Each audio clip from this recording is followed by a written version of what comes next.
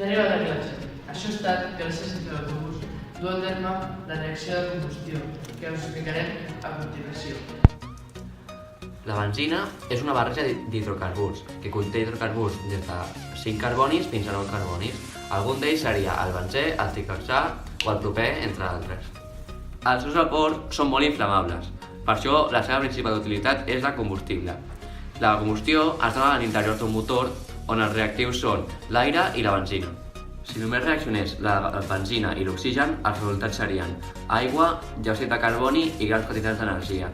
Però com que a l'atmosfera no només hi ha oxigen, sinó que també hi ha altres gasos com el nitrogen, es dona una reacció incompleta, on els resultats són monòxid de carboni, hidrocarburs i diòxid de nitrogen, a més dels anteriors mencionats. A més, degut a les impureses de la benzina, també podem trobar el plom o el diòxid de sofre.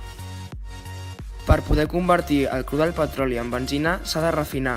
Primerament es destil·la, es calenta progressivament el petroli per separar els seus components, segons el punt d'ebullició. En primer lloc s'obtenen gasos, utilitzats per la calefacció, posteriorment la benzina, el combustible d'avions, l'alquitrà i d'altres compostos utilitzats per la fabricació de plàstics, tints, detergents, i a part també s'obté dièsel. Posteriorment, es divideixen les cadenes d'hidrocarburs per tal d'aconseguir un punt d'ebullició ideal.